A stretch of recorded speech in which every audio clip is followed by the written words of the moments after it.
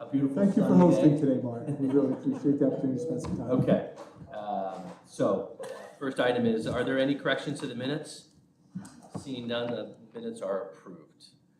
We have two items, and these are budget reviews that we didn't get a chance to do during our budget review in the past month. So first, number one is from Emergency Management, Commissioner Wares. Good morning. Good morning.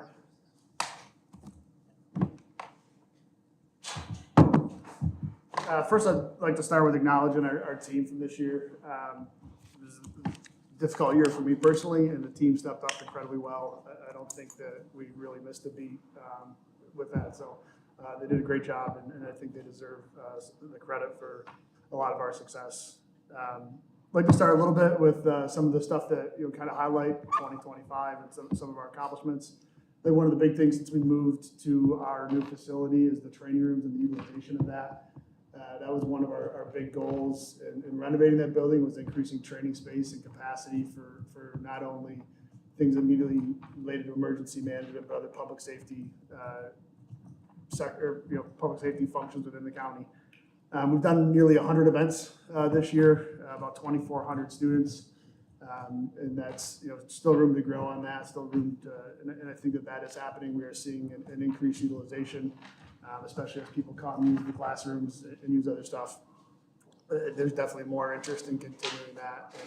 And just like a few things, this week we have a cybersecurity planning class. We've done stormwater runoff classes with soil and water conservation, public health, incident command classes, and other digital analysis from the law enforcement perspective. We recently just hosted a class with DCJS and the Chiefs Association, where we had FBI agents, people from across New York State, and taking a class. So I think it shows kind of the value and the need of that room where we had it, and I hope we continue to increase the use of it.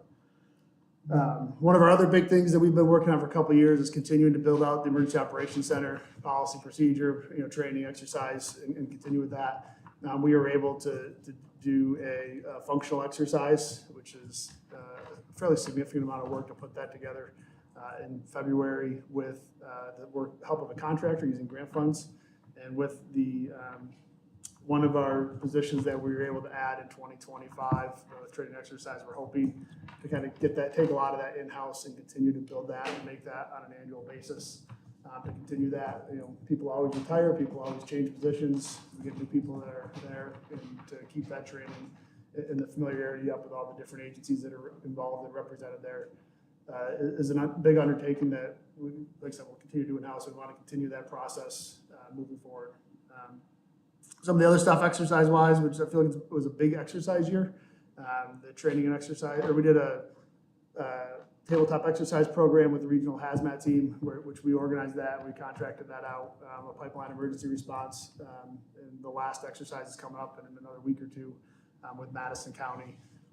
So we've done tabletops with the contractor in each of Oswego County, Onondaga County, the city of Syracuse, and then Madison County will be the last one.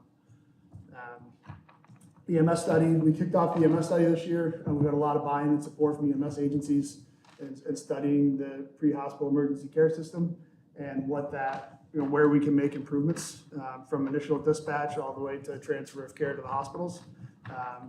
They're in the data collection phase now. The hope is, I think it's about Q3 of next year that we'll have quarter 3 of 2026. It's about a year-long process to go through with the contractor. Hopefully then we'll have recommendations from them, and we'll be able to kind of see where we can make improvements to the system overall. Talked a little bit about the one training exercise position we added. We also added a citizen preparedness community outreach position, which has helped us be able to do more events, attend stuff, and put out more citizen preparedness type information. That's an effort that will continue to grow over this next year. 2025 budget, financially, we'll come in under budget. We had some salary savings in some other areas, so we expect to come in under budget for 2025. In regard to 2026, we had our standard salary adjustments, some increase to facility maintenance, to continue to improve that as we learn from being out on our own and not attached into the civic center. It's fun, isn't it? It's good, right? It's been really good for us. So, we're happy to take on the new challenges and the extra work that goes along with it. We did have some increase to our 103 line. Those are our deputy coordinators primarily. And with all of the equipment that we have, one of our big goals is to get that equipment out to fire departments, EMS agencies, law enforcement, and make them more aware of it, make them familiar with it, make them understand what its capabilities are, and that's a big push of some of those additional folks. And we've seen a good uptick in that, and actually participating in more fire department drills and other stuff this year, and we'll continue to do that next year for that familiarization with the other entities. Last thing was a partially funded vehicle, so we did about 50% of a Tahoe, replace a 10-year-old Tahoe. The other half will be funded using grant funds to replace that, which is our standard vehicle replacement of every 10 years. We keep the Tahoes for about 10 years. As far as priorities, I've hit on a couple of them already. A lot of them are really continuing from 2025, continuing to build out the Emergency Operations Center and training and exercise with that. We're going to continue with the recruitment and retention efforts for first response agencies. I think we all know that agencies throughout the state and country are struggling. So we've done the website here. We've done some contracted out social media and other stuff from the marketing firm that did the website. And then we will take some of that in-house with the Citizen Preparedness Community Outreach person who's will take on some of that work to continue to promote those efforts and to augment what is already happening for first response agencies. Our goal is not to replace anything or take over anything what they're doing. It's to augment what they are doing and try to help amplify some of the messages they're putting out. Expanded training and exercise program with the EOC, and also doing some more with towns and villages and other agencies. If they want to do tabletop exercises and other stuff, we want to provide that. To, my belief is that if we continue to increase the preparedness of our partners, then we will increase our preparedness at the county level and make it be much more effective when something is to happen.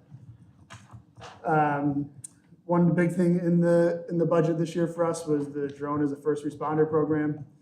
This would be a pilot program, no pun intended, but I can't come up with a better word for pilot.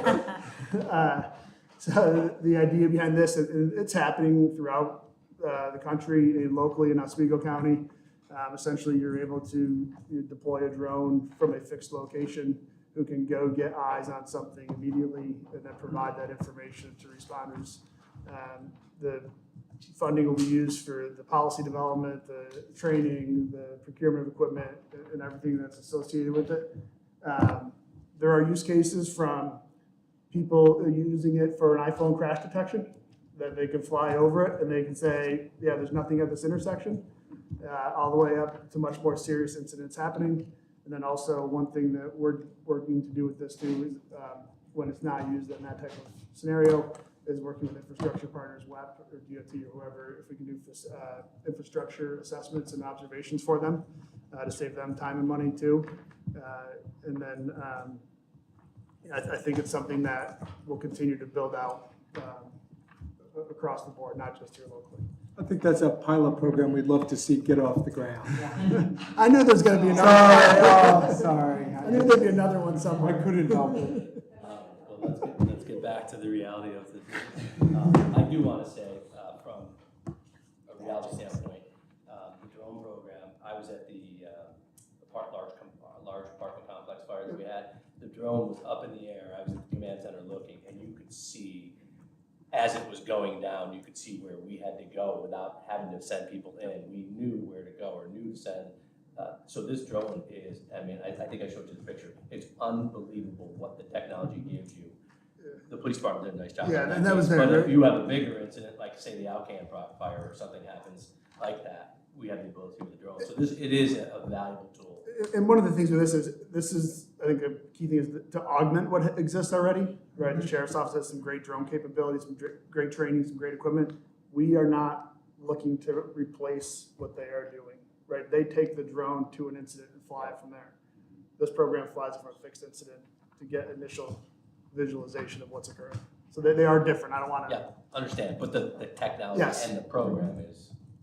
Go ahead. I appreciate that clarification, because aren't we putting much more resources into the drone program in our budget? At the sheriff's department, we are, yes. But it's through the sheriff's It's department. through the sheriff's, but what he's saying is like in our case, the town of Manlius has and he was in the area, boom, put it up, and we were able to just get that that's not what this is. There's This is a- just an additional resource for, say, larger events or something happening countywide that this can help.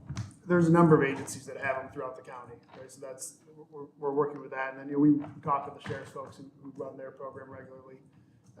And that'll only increase when this were to get going. Because some of the police departments have their own drones, but at some point, I think it'll be more efficient if it were a countywide program. Instead of making each individual municipality have their own, if you have just a coordinated one. I mean, the possibilities are unbelievable. Yes. I mean, you'll space these throughout the county and they'll be on rooftops. You push a button and the thing will take off and it'll get there before any agency. Right. And that's the difference. The agency that have them now, they're in the back of a car, they bring them, they deploy them Right. from the scene for that specific location. Right. The last thing that Zesta mentioned was the capital project that was in the capital improvement plan, which for 2028, I believe it was in there. The goal of that will be to renovate the basement of our building, and that would be to augment what is already happening on the first floor of classroom space and doing hands-on stuff in the basement. Driver simulators. So let me back up. When we kind of started putting this together, we did work with fire, police, EMS to see what exists in the community, what our needs are, right? And so again, our goal is to augment what exists. We're not looking to replace any of the training stuff that is already happening. There's a big push into virtual reality as far as training and driver simulators as well. There's incident command simulators now where you can put people in a room and it makes it feel like they're on the street and make changes and they can practice incident command, which we don't have a great capability to do that now. There's concepts of doing an apartment, which is very common for law enforcement and for medical treatment and The other FATS training type stuff. Yeah. Phenomenal training tool. So it's still, I think by the time this goes, it'll all change and improve in 2 years, and we'll continue to look at it. But that's the concept of what we're looking to do, is to augment what is happening and to fill in gaps that don't exist now. And again, to be multidisciplinary, fire, police, EMS, and even on the driver simulator type thing to include DOT and other agencies. This budget, sorry, Rich, this budget that you presented, we approved. You know my 3 questions. It gives you the best equipment, best trained, best staffed. Yeah, we're happy. Yeah, we've been fortunate to continue to build our program over the past 10 years, and I think this continues in that direction. Good. 2 things. I'll puzzle say because you have a great team. I've interacted with everybody in the team at different levels throughout the year, and they're immediately responsive, attentive, and I appreciate the team you assembled because that speaks to good leadership as well. How are we doing on the mobile command vehicle? We hope to have that in service by the end of the month. Fantastic. Thank you. That was the only 2 things. I didn't even mention it, sorry. You teed me up for We had a good success, Mark. I conversation about it appreciate last it. week, so I should have mentioned it. Yeah, that's okay. I just want you to know I was paying attention. The next one hopefully will be there so you guys can see. I think it's important that they see it. Field trip. Yes. Any other The questions? good part is mobile, we can even bring it here. I know, but I want them to come out and see your beautiful establishment. Yeah. Okay, good. Thank you. Thank you very much, Thank Commissioner. you. Next is Commissioner Horn with the E911. How are you this morning? Good, how are you? Good. Sun is out. The sun is out.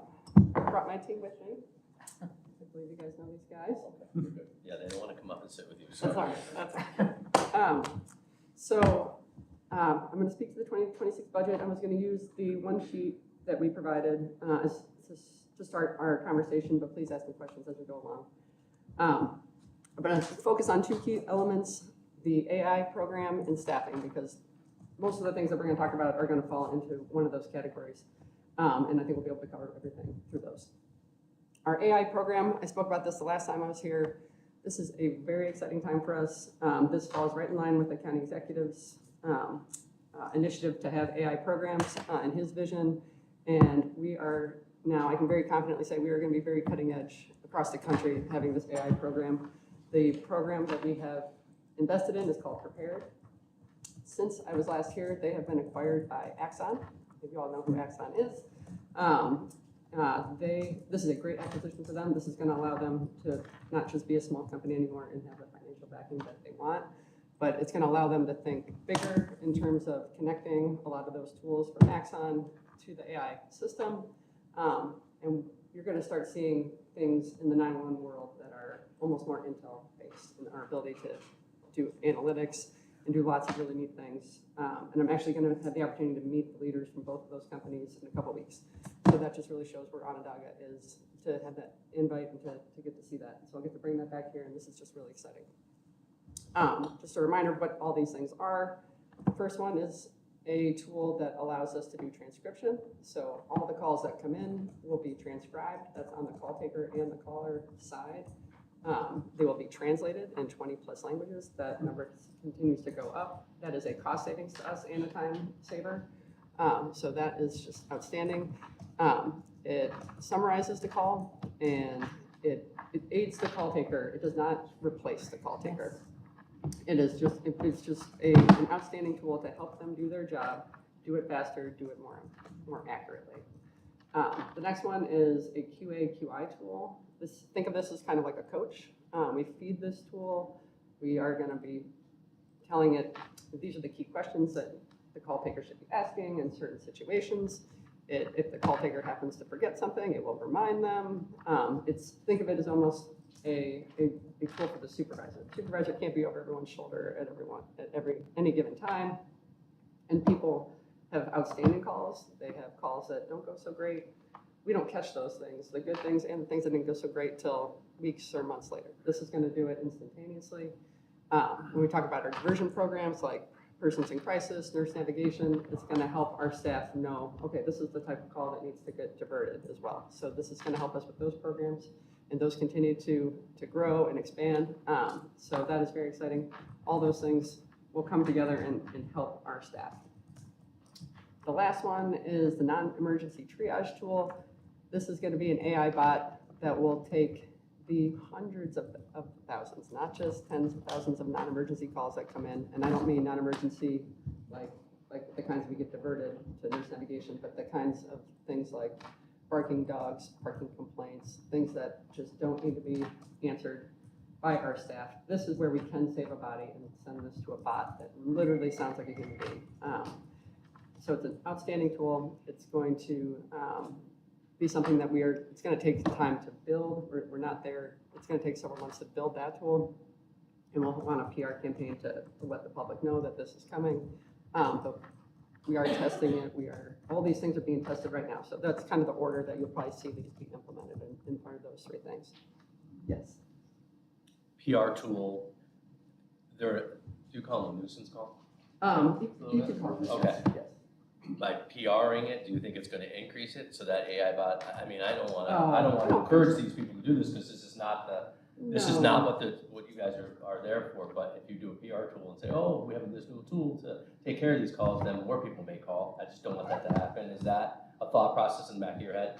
I just don't think it's going to change any of that. Okay. I'll be honest. No, I don't think so. I think we just want people to know that, if you're expecting a human being, this is just a tool that will help you. I mean, it's going to send you a text message with the right information to take you to the right place that you need to go. It's going to actually be probably faster, more efficient, and everybody should be happy. Okay. In the end. Okay. We'll save resources and the public should be happy about it as well. Okay, thank you. And I know other departments are doing similar things, so I think it will be fine. And there's plenty of examples from this company across the country using this tool. I mean, not a ton because we are still on the cutting edge, but I mean, it's working. But good question. We'll keep that in mind if that happens. You can tell me. Told us so. Yeah. Well, I was gonna tell you that, but that's okay. I didn't do it. Okay. The last thing that's really more internal to us, but is very exciting because it talks about the analytics and how all these things kind of tie together. They are creating a dashboard that's going to be a very, very cool tool. So for myself, for my deputies, we will be able to have something in our offices, and this could be anywhere theoretically, but this is just kind of how I envision it working. I would have an analytics tool that really tells me everything that's happening in the center while it's happening. So it's very hard for us to stay connected to the floor at any one time. And this tool is going to be able to do things like similar to, hey, Google, tell me how many shootings we had this week.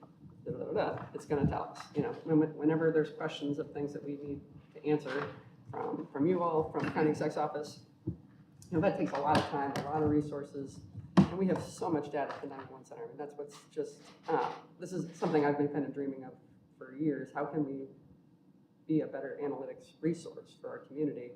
And this is going to be a tool that's going to help us do that. So that's growing. We're kind of a beta tester right now for that.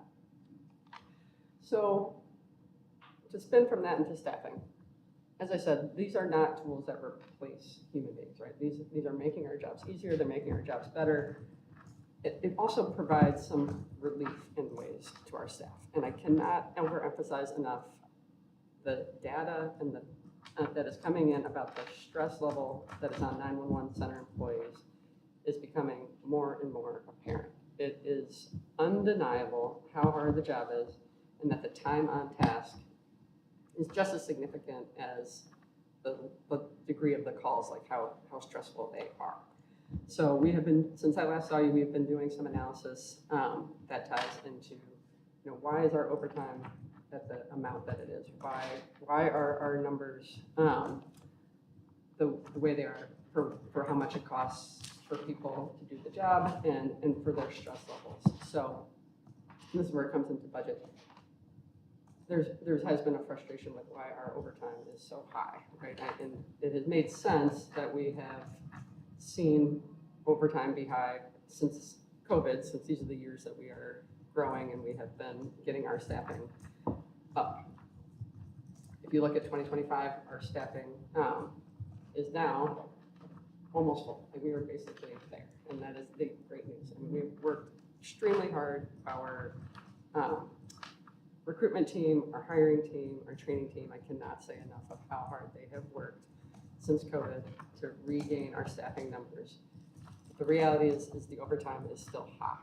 So we are asking ourselves, why is this? So we have done some analysis, and we have used a tool that is the standard, nationally accredited standard from APCO. This is what 911 centers across the country, even internationally use.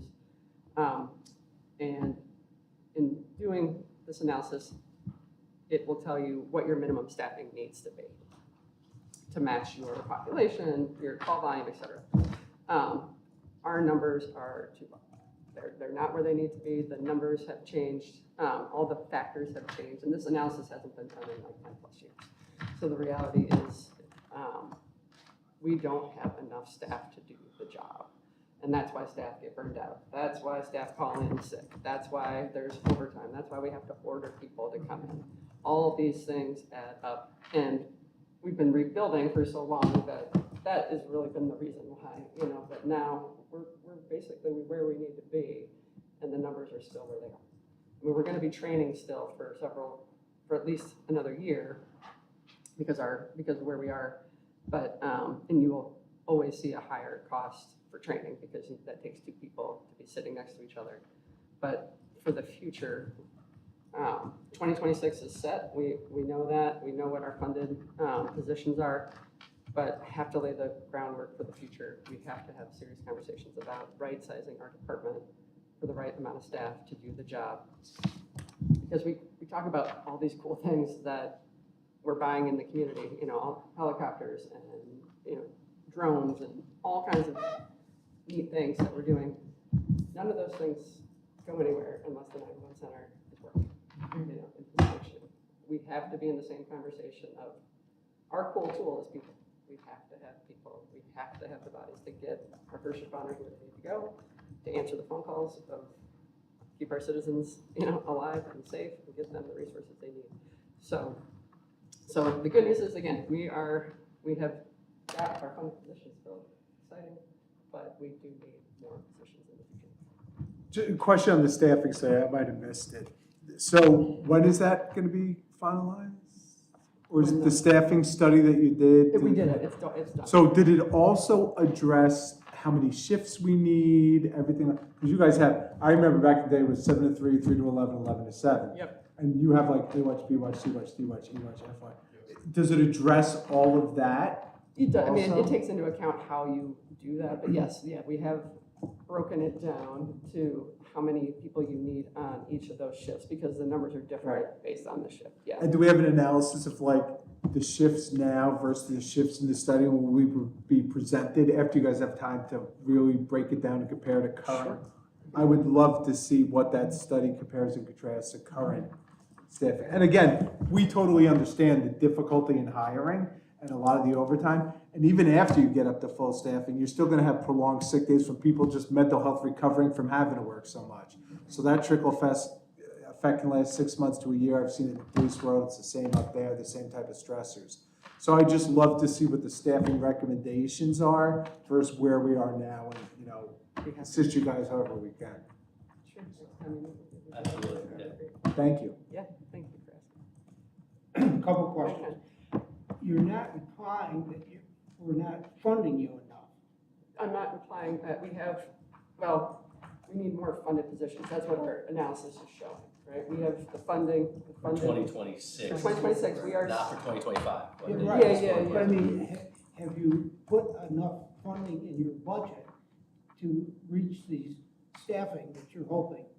I have no more funded positions at this moment to fill, is what, that's, I can't, I'm maxed out. Let's put it Because, that I way. mean, I think this committee bend over backwards to provide the financial resources, If we know. you know, as far as your staffing issues. Sure, and that's why I want to have this conversation Yeah. now for the future, yes, because we're We've at this got, moment. we've got to analyze the study, we've got to go through the administration, we've got to work with them and get that plan so that when we start talking about the 2026 plan, we have that. Yeah, I'd love to see And ballpark how sure we Exactly. are. And then, second, your physical plant, the building, where do you stand with that? So in the CIP, there was funding in there to do a study to compare creating a new facility versus expanding our current Another facility. study. Yes, there will be a study at this point. That is where we're at, is to do a study. Pros and cons for both locations, and that's where that is. Right now. Both locations. Yes, so one thought is to use land that's on the EM campus and possibly create an entire building. That would cost a lot more. Or tear down the building that's next to our, when you come up for our, I guess. You know, we just rehab that one? Okay, let's move on Yeah, to, if we tore that down and expanded there, that's another option. It would be more cost, it would cost a lot less to do that. I'll start looking for land in the 13th district. I'm sure you'll like it there. I'd love to keep it in the 11th district. Yes. You ran that program. Normally, they're not vague. So with your existing staffing, what did the program say numbers-wise? What do you need? We need about 17 more bodies. Okay, that's what I was looking for, 17. and this is a good thing when I think about, it's not a good thing that you're having burnout, this and that, but it's gonna trickle down. I know it's already happening in the EMS world and it's happening in the paid career volunteer fire service. So this might be it might help look at these other agencies need to start thinking about this too. Because it is a real reality of that they're just pulling double shifts, they're pulling, and now that they've changed their shift schedule from 12s to 24s and, at least your 8s, it's a wholly different dynamic, so. Well, you have 8s, 10s, and 12s, right, at the center? 8s and 12s only? Okay. And they had 10, 12s, and Yeah. 24s, so their shifts are. Just the management side of that's horrific. Yeah, The 17 positions, those call taker positions, are they a mix? That would be a discussion, yeah. We Okay, I was just curious. Yeah, we We can, can get to that next meeting. yep, yeah, we can. you're laying the groundwork. Thank you. Yeah, no, it's great Any other information. This is first. How would you compare our Onondaga County 911 to other municipalities in the country or the state in terms of technology? Are we on the cutting edge of things, or where do you think we are? Absolutely on the cutting edge. I mean, I see comparisons across New York State most of the time. I mean, I go to conferences twice a year and talk to my counterparts. I'll go to the APCO conference once a year. That's when you can see what other people across the country are doing. In New York State, really the only ones that are even in our ballpark are New York City, which is really that's in its own class. I mean, Right. that's like unbelievably different. what they have to go through. But us in Rochester and Monroe County are very comparable. Nobody else in the state is even close. So thank you for the resources that you give us. Thank you for when we have new hired classes come in, that's one of the first things we tell them is, I mean, you've picked a really great center to work for because we get the support from the county executive's office, from our legislators to have the tools that we need to be successful and be cutting edge. So I can't thank you enough for that. Yeah, we just need some more, continue to grow our staff and right-size our staff. So that'll take the mental health issue. Yeah. Sick time. Honestly, the mental health issue there's New York State did a study. There's evidence nationwide that, I mean, this is in the top 10 most stressful jobs. It's more stressful than police, more stressful than fire. It's because it's the constant repetitiveness of the job. Right. So that's why that time on task matters. If you're spending 85, this is what we're learning, if you spend 85% of your time or more working and answering calls, that's you're gonna burn out. There's gonna be burnout, and that just leads to more costs. I mean, it impacts our budget because people call in sick and we have to fill spots, and over time, all those things go up. I will say something that's not in our budget, but we were another kind of cutting edge thing. We submitted for a grant with New York State called CARES Up, which is a mental health grant, and we are one of only 2 911 centers to get that this year, and they're the first 911 centers ever. So they're learning from us, we're teaching them, and learning things in the process, but we're looking at creating a quiet room finally that gives people a quiet space, and that's been hard because of how much space we have in the building. We have finally figured out a way to identify a room to do that. That's going to help us with that. It's going to help us with training. We are also seeking out a therapy dog, and we are very close to making a therapy dog a very true reality. And really, all of those things are so important. People don't understand when you're dealing with people all the time, and you have to be the one that's, on point, making sure that they're gonna stay alive, whatever it is, and you're doing it over and over and over again. I mean, it's the most important thing. It really is. Thank you for understanding that. Thank you. So 2 points. One, I'm actually glad to see Prepare get acquired by Axon. We just invested, if you remember, a year ago in a big project for the sheriff's office with Axon. And it was one part of a greater picture. They wanted the report writing system and all that. And I would love to see all this centralized. I just think it'd be a much more efficient operation, have it all in one place, to have the report writing, the cameras, all that, with you guys there, the transcription of calls, evidence collection for the DA's office. It's just gonna be a much more efficient criminal justice operation overall. Rich, does that tie into chairs when we were talking? So CHAIRS is an antiquated system, the Criminal History Arrest Information Report System, which went into CNY Leads, which is now antiquated. They have to dummy down the computers to an older operating system just to get leads to work. Okay. So I think our IT was a little resistant to the change. I think we need to seriously look at this moving forward. I think it'll be the Because they had sheriff's. the Axon had the reporting capability. Correct, 100%, but it wasn't funded. It's phased in. I hope the sheriff's office comes back to us with that moving forward. I would love to, especially now, it makes more sense with this acquisition. And 2, technology-wise, where we are, when this 911 center was first opened, I believe it was 1990 or 91, it was the top-notch 911 center in the country. Internationally, they traveled to see it. And I just want to say thank you for all 3 of your leadership, keeping it at the top of the technology and being the benchmark that people try to achieve. And I don't think that any of that could be done without you 3, and I appreciate that. Thank you very much. And I agree. Yeah, Yeah. you guys are remarkable. Yeah. Can I just comment on and Julie, correct me if I'm wrong, IT isn't making the decision on chairs. Leads. I heard there was some pushback, but I don't know if it was them or not. No, I it was was not IT, but it was the system that was created for the sheriff's department. But with the new Axon agreement, we could take that, Correct. like you said, that level, and now with your level, and save. The example they used was your car 1 and you're on the scene, your 2, your 3, you 2 have to fill out the same report he had to fill out and just add on, where Axon could just create that. Autopilot all the way through. Save that officer time Right. sitting there doing it 3 different times. One person could do it, and it would be all. It'd just be a great thing for efficiency's sake to Yes. see him. And the county system didn't allow. I don't think it supported it, Yeah, right? it didn't support it. I remember something about it. I don't mean like they opposed it. I just No. don't think it's supported, Right. so. Any other questions?